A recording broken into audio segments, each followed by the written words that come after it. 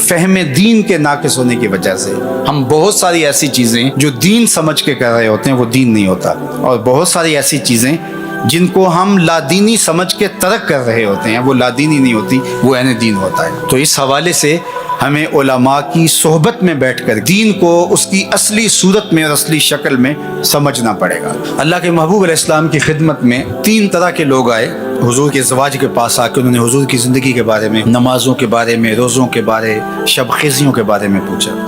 تو ازواج مطہرات نے بیان کیا، انہوں نے کہا حضور علیہ السلام کے تصدق سے تو حضور کی امت کے اگلے پچھلے گناہوں کو معاف کر دیا گیا ہے، تو ہم تو اس درجے پہ نہیں پہنچ سکتے۔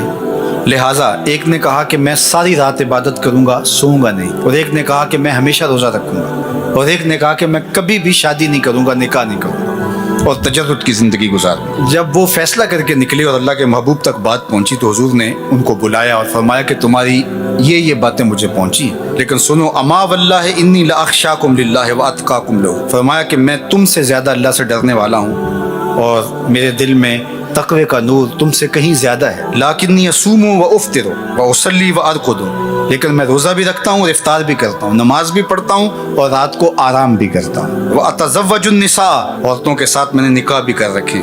فمن راغب عن سنتی فلیس منی، جس نے میری سنت سے اعراض کیا اس کا میرے ساتھ کوئی تعلق نہیں ہے۔ یہ حضور نے تب ارشاد فرمایا۔ تو اب بعض اوقات ہم بعض معاملات کے اندر اس طرح حد سے تجاوز کر جاتے ہیں کہ وہ شریعت کی نفی ہو رہی ہوتی ہے۔ تو اللہ کے محبوب علیہ السلام کی اگر یہ حدیث ہمیں ملحوظ رہے تو ہم خود بھی اعتدال کے راستے سے نہیں اتریں گے، اور ایسا شخص جو اعتدال کے راستے سے اترا ہوا ہمارے نزدیک وہ معتبر اللہ کا ولی بھی نہیں ہوگا۔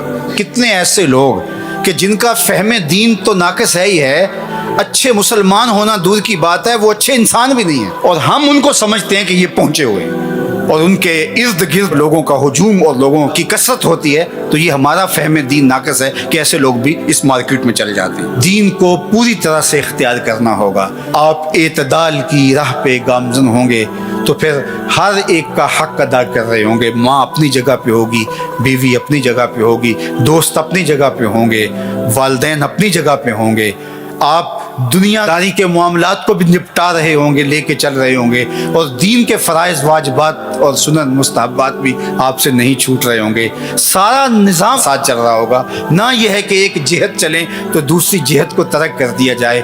اپنی زندگی کو دو رویا لے کر کے چلو گے، حسنات دنیا بھی تمہیں نصیب ہوں گی اور حسنات آخرت بھی تمہاری جھولی میں ڈال دی جائیں گی۔ تو دین کامل، اکمل اور مکمل نظام کا نام ہے۔